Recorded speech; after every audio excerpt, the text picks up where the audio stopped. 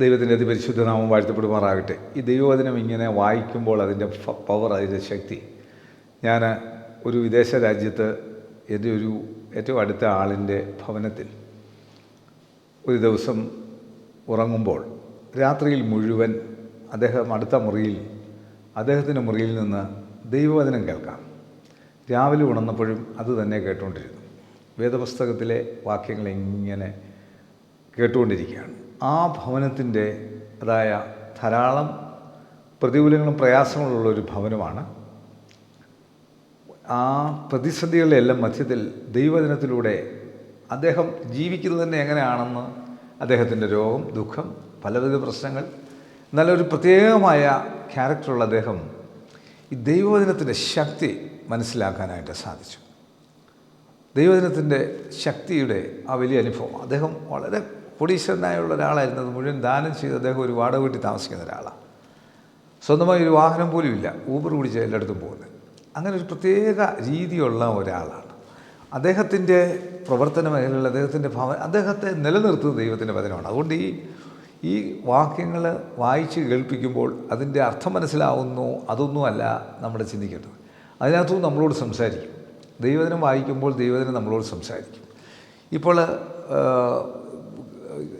Canaan പ്രവേശനത്തിന് ഈ നോമ്പ് ധ്യാനത്തിലൂടെ കനാൻ പ്രവേശിക്കുമ്പോൾ പുറപ്പാട് പുസ്തകത്തിന് 40 അധ്യായത്തിൻ്റെ 38 അധ്യായത്തിൻ്റെ 1 മുതൽ 7 വരെയുള്ള വാക്യങ്ങൾ വായിക്കുമ്പോൾ മനസ്സിലാക്കാൻ സാധിക്കുന്നത്, ആ ദൈവസന്നിധിയിൽ അവർ ഉണ്ടാക്കി വെച്ച ആൾട്ടറിൻ്റെ കാര്യം. അധ്യായം 38.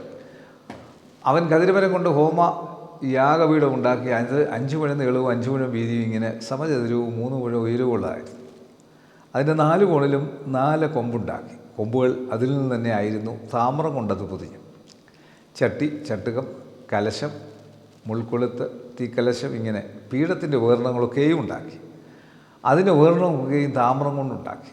അവൻ യാഗപീഠത്തിന് വലപ്പണിയായ ഒരു താമ്രജാലമുണ്ടാക്കി. അത് താഴെ അതിൻ്റെ ചുറ്റുപടിക്ക് കീഴെ അതിൻ്റെ പാതിയോളം എത്തി. താമ്രജാലകത്തിൻ്റെ 4 അറ്റത്തു നിന്നും തണ്ട് ചെലുത്തുവാൻ 4 വളയം വാർത്തു. ഖദിരമരം കൊണ്ട് തണ്ടുകളും ഉണ്ടാക്കി. താമ്രം കൊണ്ട് പൊതിഞ്ഞു. യാഗപീഠം ചുമക്കേണ്ടതിന് അതിൻ്റെ പാർശ്വങ്ങളിലുള്ള വളയങ്ങളിൽ ആ തണ്ടുകൾ ചെലുത്തി യാഗപീഠം പലക കൊണ്ട് പൊള്ളയായി ഉണ്ടാക്കി. അപ്പോൾ ഈ യാഗപീഠം ഉണ്ടാക്കുന്ന കാര്യമാണ്. നമ്മുടെ ജീവിതത്തിൽ നമുക്കൊരു യാഗപീഠം ഉണ്ടായിരിക്കണം. 8 വാക്യത്തിൽ, ഒറ്റ വാക്യത്തിൽ, സമാഗമന കൂടാരത്തിൻ്റെ വാതിൽക്കൽ സേവ ചെയ്തു വന്ന സ്ത്രീകളുടെ ദർപ്പണങ്ങൾ കൊണ്ട് അവൻ താമ്രത്തൊട്ടിയും അതിൻ്റെ താമ്രക്കാലും ഉണ്ടാക്കി. അവിടെ ജോലി ചെയ്തു വന്ന ആ സ്ത്രീകൾ കൊണ്ട്, അവിടെ സ്ത്രീകളെപ്പറ്റി പറയുന്നുണ്ടെന്ന്, പള്ളിയിലെ ശുശ്രൂഷക്കാരെ പറ്റി പറയുന്നുണ്ട്. അപ്പോൾ സ്ത്രീകൾക്ക് അന്നുണ്ടായിരുന്ന സ്ഥാനത്തെപ്പറ്റി പറയുന്നുണ്ട്. അവരുടെ എഫേർട്ടിൽ സാധിച്ചെടുത്തിരിക്കുന്നതായിട്ടുള്ള കാര്യമാണ് 8 വാക്യത്തിൽ പറയുന്നത്. അതിൻ്റെ 9 മുതൽ 20 വരെയുള്ള വാക്യങ്ങളിൽ കോർട്ട് ഉണ്ടാക്കുന്ന കാര്യമാണ്. അവൻ പ്രാകാരവും ഉണ്ടാക്കി. തെക്ക് വശത്തെ പ്രാകാരത്തിന് വിരിച്ച പഞ്ഞിനൂൽ കൊണ്ടുള്ള 100 മുഴം മറശ്ശില ഉണ്ടായിരുന്നു. അതിന് 20 തൂണും തൂണുകൾക്ക് 20 താമ്രച്ചൂടും ഉണ്ടായിരുന്നു. തൂണുകളുടെ കൊളുത്തും മേൽ ചുറ്റുപടിയും വെള്ളിയായിരുന്നു. വടക്ക് വശത്ത് 100 മുഴം മറശ്ശീലയും അതിന് 20 തൂണും തൂണുകൾക്ക് 20 താമ്രച്ചൂടും ഉണ്ടായിരുന്നു. തൂണുകളുടെ കൊളുത്തും മേൽ ചുറ്റുപടിയും വെള്ളിയായിരുന്നു. പടിഞ്ഞാറ് വശത്ത് 50 മുഴം മറശ്ശീലയും അതിന് 10 തൂണും തൂണുകൾക്ക് 10 ചുവടും ഉണ്ടായിരുന്നു. തൂണുകളുടെ കൊളുത്തും മേൽ ചുറ്റുപടിയും വെള്ളിയായിരുന്നു. കിഴക്ക് വശത്ത് മറശ്ശീല 50 മുഴം ആയിരുന്നു. വാതിലിൻ്റെ ഒരു വശത്ത് മറശ്ശീല 15 മുഴവും അതിന് 3 തൂണും അവയ്ക്ക് 3 ചുവടുമുണ്ടായിരുന്നു. മറ്റേ വശത്ത് അങ്ങനെ തന്നെ. ഇങ്ങനെ പ്രാകാരവാതിലിൻ്റെ ഇപ്പുറത്തും അപ്പുറത്തും 15 മുഴം മറശ്ശീലയും അതിന് 3 തൂണും 3 ചുവടും ഉണ്ടായിരുന്നു. ചുറ്റും പ്രാകാരത്തിൻ്റെ മറശ്ശീലയൊക്കെയും പിരിച്ച പഞ്ഞിനൂൽ കൊണ്ടായിരുന്നു. തൂണുകൾക്ക് ചുവടും താമ്രം കൊണ്ട് തൂണുകളുടെ കൊളുത്തും മേൽ ചുറ്റുപടിയും വെള്ളി കൊണ്ട് കുമിഴികൾ വെള്ളി പൊതിഞ്ഞവയും പ്രാകാരത്തിൻ്റെ തൂണുകളൊക്കെയും വെള്ളി കൊണ്ട് മേൽ ചുറ്റുപടിയുള്ളവയുമായിരുന്നു.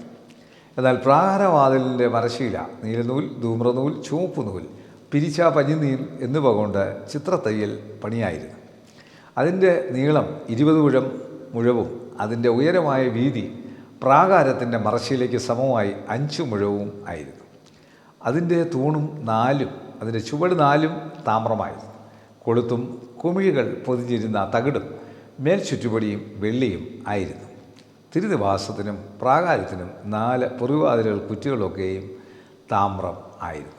ദൈവസന്നിധിയിൽ 20 വരെയുള്ള വാക്യങ്ങളിലൂടെ കാണുന്ന ആ കോർട്ട് ഉണ്ടാക്കുന്നതായിട്ടുള്ള ദൈവിക കണക്കുകൾ, ആ ദൈവിക ശാസ്ത്രമനുസരിച്ച് ദൈവം കൽപ്പിച്ചതനുസരിച്ചാണ് ഇതെല്ലാം ചെയ്യുന്നത്. 21 മുതൽ ഉള്ള 31 വരെയുള്ള വാക്യങ്ങൾ അതിനുവേണ്ടി ഉപയോഗിച്ചിരിക്കുന്ന മെറ്റീരിയൽസ്, എല്ലാ മെറ്റീരിയൽസും എല്ലാത്തിനും കൂടുതലല്ല. ദൈവികമായിട്ടുള്ള ആ അനുഭവത്തിൽ 21 വാക്യത്തിൽ മോശയുടെ കൽപ്പന അനുസരിച്ച് പുരോഹിതനായ അഹ്റോന്റെ മകൻ ഈതാമാർ മുഖാന്തരം ലേവ്യരുടെ ശുശ്രൂഷയാൽ കണക്ക് കൂട്ടിയതുപോലെ സാക്ഷ്യകൂടാരമെന്ന തിരുനിവാസത്തിനുണ്ടായ ചെലവെന്തെന്നാൽ യഹൂദാ ഗോത്രത്തിൽ ഹൂറിൻ്റെ മകനായ ഊരിയുടെ മകൻ ബെസലേൽ മോശയോട് യഹോവ കൽപ്പിച്ചതൊക്കെയും ഉണ്ടാക്കി. അവനോടുകൂടെ ദാൻ ഗോത്രത്തിൽ അഹിസാമാക്കിൻ്റെ മകനായി കൊത്തുപണിക്കാരനും കൗശലപ്പണിക്കാരനും നീലനൂൽ, ധൂമ്രനൂൽ, ചുവപ്പ് നൂൽ, പഞ്ഞനൂൽ എന്നിവ കൊണ്ട് ചിത്രത്തയ്യൽ പണി ചെയ്യുന്നവനുമായ ഹൊലിയാവും ഉണ്ടായിരുന്നു. വിശുദ്ധ മന്ദിരത്തിൻ്റെ സകല പ്രവൃത്തിയുടെയും പണിക്ക് വഴിപാടായി വന്ന് ഉപയോഗിച്ച് പൊന്ന് വിശുദ്ധ മന്ദിരത്തിലെ തൂക്കുപ്രകാരം ആകെ 29 താലന്തും 730 ശേക്കലുമായിരുന്നു. സഭയിൽ ചാർത്തപ്പെട്ടവരുടെ വെള്ളി വിശുദ്ധ മന്ദിരത്തിലെ തൂക്കുപ്രകാരം 100 താലന്തും 1710 ശേക്കലും ആയിരുന്നു. 20 വയസ്സ് മുതൽ മേലോട്ട് പ്രായമുള്ളവരായി ചാർത്തപ്പെട്ടവരുടെ എണ്ണത്തിൽ ഉൾപ്പെട്ട 6,35,550 പേരിൽ ഓരോരുത്തര് ഓരോ ബേക്കാവീതമായി. അത് വിശുദ്ധ മന്ദിരത്തിലെ തൂക്കുപ്രകാരം 1/2 ശേക്കൽ ആകുന്നു. വിശുദ്ധ മന്ദിരത്തിൻ്റെ ചുവടുകളും മറശ്ശീലയുടെ ചുവടുകളും വാർക്കുന്നതിന് ഒരു ചുവടിന് 1 താലന്ത് വീതം, 100 ചുവടിന് 100 താലന്ത് വെള്ളി ചെലവായി. ശേഷിപ്പുള്ള 1715 ശേക്കൽ കൊണ്ട് അവൻ തൂണുകൾക്ക് കൊളുത്തുണ്ടാക്കുകയും കുമിഴ പൊതിയുകയും മേൽ ചുറ്റുപടി ഉണ്ടാക്കുകയും ചെയ്തു. വഴിപാട് വന്ന താമ്രം 70 താലന്തും 2400 ശേക്കലുമായിരുന്നു. അതുകൊണ്ട് അവൻ സമാഗമന കൂടാരത്തിൻ്റെ വാതിലിനുള്ള ചുവടുകളും താമ്രയാഗപീഠവും അതിൻ്റെ താമ്രജാലവും യാഗപീഠത്തിൻ്റെ ഉപകരണങ്ങളൊക്കെയും ചുറ്റും പ്രാകാരത്തിൻ്റെ ചുവടുകളും പ്രാകാരവാതിലിനുള്ള ചുവടുകളും തിരുനിവാസത്തിൻ്റെ എല്ലാ കുറ്റികളും ചുറ്റും പ്രാകാരത്തിൻ്റെ കുറ്റികളും ഉണ്ടാക്കി. ദൈവസന്നിധിയിൽ ഇതിനെപ്പറ്റി പറയുമ്പോൾ ഒരു പള്ളി പണിയുമ്പോഴും ഒരു നല്ല കാര്യം ചെയ്യുമ്പോൾ അതിൻ്റെ കണക്കുകൾ വളരെ കൃത്യമായിരിക്കണം, സത്യസന്ധമായിരിക്കണം, ട്രാൻസ്പെറൻ്റ് ആയിരിക്കണം. പല കാര്യങ്ങളിൽ പിഴവുകൾ സംഭവിക്കാൻ ഇടയുള്ളപ്പോൾ അപ്രകാരം ഉള്ള കാര്യങ്ങളിൽ വളരെ ശ്രദ്ധാലുക്കളായിരിക്കണം. അമിത ചെലവുകളും പാപമാണ്, ആർഭാടങ്ങളും പാപമാണ്. ഭക്ഷണമാണെങ്കിൽ പോലും നമ്മൾ കഴിക്കുന്ന ഭക്ഷണത്തിൻ്റെ കറികളുടെ എണ്ണം പോലും കൂട്ടുന്നത് ശരിയല്ല. പാവങ്ങളുള്ള നമ്മളുടെ നാട്ടിൽ എല്ലാത്തിനും ഒരു കണക്കും ക്രമീകരണവും ഉണ്ടായി മുൻപോട്ട് പോകുവാൻ സാധിക്കുമ്പോഴാണ് ദൈവം അതിനെ അനുഗ്രഹിച്ച് ആശീർവദിച്ച് തരുന്നത്. കൃത്യമായി ഇവിടെ കണക്ക് ആവശ്യമുള്ളത് കിട്ടിയിട്ട് ബാക്കി പണിയാനായിട്ട് സാധിക്കുന്നു. വ്യക്തിപരമായ എൻ്റെ അനുഭവത്തിൽ ഇപ്പോഴും ഞാൻ ഒരു പള്ളിയുടെ പണി എൻ്റെ സഹോദരൻ്റെ സഹായത്താൽ കൊല്ലംകോട്ടാർക്കാട് ഐസിലൊരു പള്ളി പണി നടന്നുകൊണ്ടിരിക്കുന്നു. വളരെ പ്രാർത്ഥനയോടെ ഇത് പണിതുകൊണ്ടിരിക്കുകയാണ്. ദൈവം നടത്തി തരുമെന്ന് പൂർണ്ണമായിട്ട് ഉറപ്പുണ്ട്.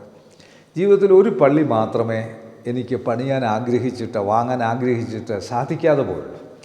അതിന് ദൈവാത്മാവിൽ ഉള്ള പ്രവർത്തനത്തിൽ അത് സാധിക്കാതെ പോകുന്നത് ഇന്നും ആ പള്ളി സാധിച്ചിട്ടില്ല. അതിൻ്റെ കാരണം സാധ്യമായി തീർന്നത് അത് ദൈവം ശരിയായി സംസാരിക്കാതെ അതിനു വേണ്ടി എടുത്തു ചാടിയതുകൊണ്ടാണ്. ദൈവീക ആലോചനകളില്ലാതെ എടുത്തു ചാടുമ്പോൾ, നമ്മൾ ദൈവീക പ്രാർത്ഥനയോടെ എടുത്തു ചാടുമ്പോൾ യാതൊരു തരത്തിലൊരു പ്രയാസവും കൂടാതെ അത് സാധ്യമാക്കി തീരുക തന്നെ ചെയ്യും. അതുകൊണ്ട് നമ്മളുടെ ആലയം, വിശുദ്ധ ആലയങ്ങൾ ഉയരുമ്പോൾ, ധാരാളം ആലയങ്ങൾ ഉയരുമ്പോൾ അതിൻ്റേതായ പ്രത്യേകതകൾ ആ സ്ഥലത്തിനുണ്ടാകും. ധാരാളം കുരിശുകൾ ഉയരുമ്പോൾ, ധാരാളം പ്രാർത്ഥനകൾ ഉയരുമ്പോൾ, ദൈവവചനം ഉയരുമ്പോൾ, അതുകൊണ്ട് ഈ ദൈവത്തിൻ്റെ വചനം നിങ്ങളുടെ ഭവനങ്ങളിലെത്തുമ്പോൾ നിങ്ങളുടെ ഭവനത്തിന് വലിയ അനുഗ്രഹമാണ്. അതുകൊണ്ട് ദൈവികമായ കണക്കൂട്ടലിൽ മുൻപോട്ട് പോകുമ്പോൾ ഈ നോമ്പ് കാലഘട്ടത്തിൽ ദൈവവുമായിട്ടുള്ള അടുപ്പത്തിൽ, നമ്മൾ നിൽക്കുന്ന സഭയുമായിട്ടുള്ള അടുപ്പത്തിൽ ദൈവത്തിൻ്റെ സന്നിധിയിൽ സിയോനിൽ പ്രവേശിക്കുവാൻ ദൈവത്തിൻ്റെ പരിശുദ്ധാത്മാവർക്ക് സഹായിക്കട്ടെ. കണ്ണടയ്ക്കാൻ പ്രാർത്ഥിക്കാൻ. കർത്താവേ, ഈ വചനം കാണുന്ന കേൾക്കുന്ന എല്ലാവരുടെ മേലും ദൈവശക്തി വ്യാപരിച്ച് ദൈവകൃപയോടെ ദൈവീയ ശുശ്രൂഷയിലായിരിക്കാൻ സഹായിച്ചു. ഇവരുടെ കുടുംബങ്ങളുടെ മേൽ ദൈവശക്തി ആത്മാവിറങ്ങി അത്ഭുതകരമായി അവരുടെ എല്ലാ വിഷയങ്ങളിലും കർത്താവ് പ്രവർത്തിക്കണം. ദൈവത്തിൻ്റെ കൃപകൾ കരുതലിലും കാവലിൽ നിങ്ങളെ ഫലമേൽപ്പിക്കുന്ന കർത്താവ് അനുഗ്രഹിച്ച് കാക്കട്ട്. കർത്താവ് തിരുവപ്രസാദ് ഉയർത്തി അനുഗ്രഹിക്കുമാറാകട്ടെ. ഇങ്ങനെ പിതാവും പുത്രനും പരിശുദ്ധാത്മാവുമാകുന്ന ത്രിയേക ദൈവത്തിന് നിരന്തര സാന്നിധ്യ സഹായം, അനുഗ്രഹങ്ങൾ, നന്മകൾ, വാഴുകൾ, പ്രാർത്ഥനോർത്ത എല്ലാ കാര്യങ്ങളുടെ മേൽ, ഇത് കാണുന്ന കേൾക്കുന്ന എല്ലാ കുടുംബങ്ങളുടെ മേൽ, ഇതിലേർപ്പെടുന്ന എല്ലാവരുടെ മേൽ കാലാവസാനം കൂടാതെ നിന്നേക്കും ഉണ്ടായിരിക്കുമാറാകട്ടെ. ആമേൻ. God bless U.